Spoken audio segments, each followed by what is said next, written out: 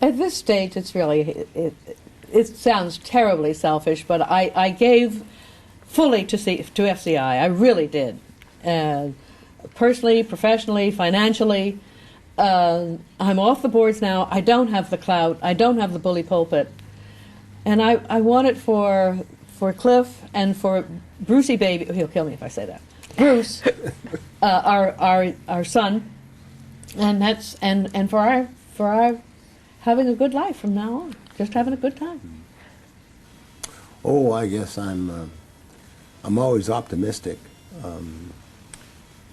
My greatest concern right now is related in part to what Dolores said, which is I worry at the extent to which many young people today are imposing, in a sense, self-limitations on themselves. And that's unfortunate. I think they don't realize that they're doing that, but they are. It's related a little bit to the earlier conversation we had about self-segregation in the universities. And I frequently point out the fact that when I was in college and university, I made friendships and contacts with people that I have had relationship and contacts with all my life who've been very instrumental in a variety of ways.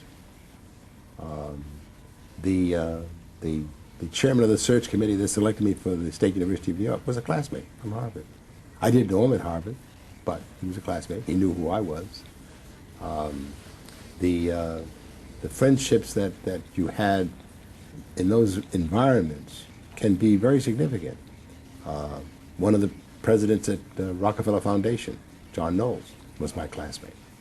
I was on the board when he was elected. This is part of the process, and it's an important part to have the relationships in the build-up. It's not being exclusive; it's being broad, and that's important. But I do feel that at times there is this self-limitation. The other one is related to what I think is the only other possible negative is I think that many young people don't recognize that life can be a very significant learning experience itself. The ability to listen and learn from your from your own experience is very important. It's not just having a good time. There are opportunities all around you constantly for you to learn and to get broadened and to get improvement. And that is important to me. The story's still out on the blacks. I think the Asians are doing superbly. I think that I'm very worried about the blacks and being tied up into a culture that is, it's not the old culture. They're making it up brand new and saying it's the black culture. But it's being made up brand new, spanking brand new. It's not what it used to be. It's their culture. It's today's culture. I never saw dreadlocks in my life before recently. And a lot of stuff that they do, that's today. George Bush reminds me of the blacks, except he can't do the rapping.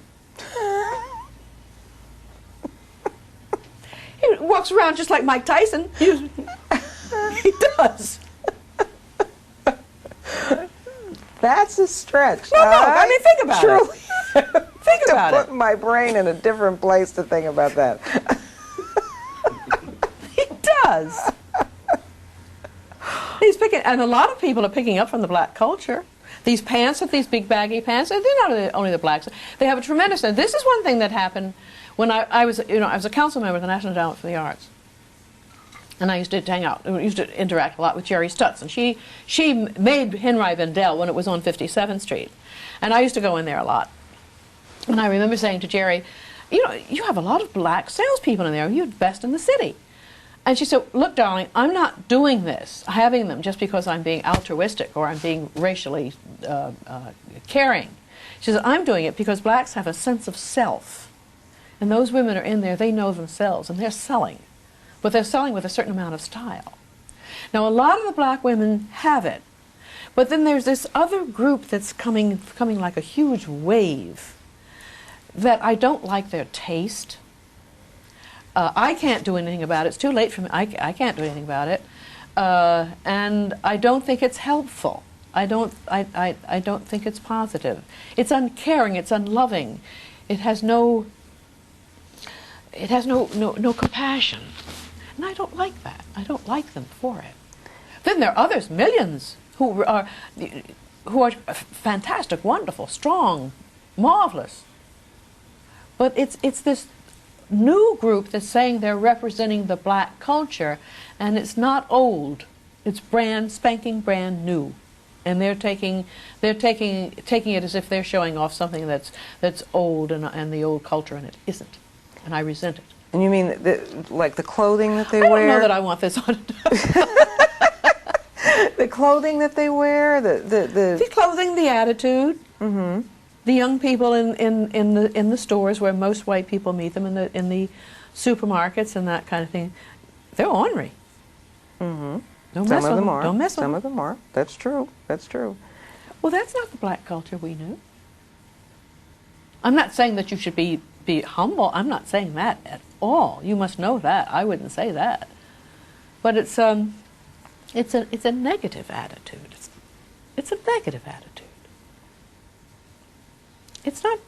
We should be beautiful. We are a beautiful people, and we can afford to act beautiful. And as you said, there are millions who are. They're- So oh, truly. that's the hope. Yeah, but they don't all have to go around playing up to George Bush.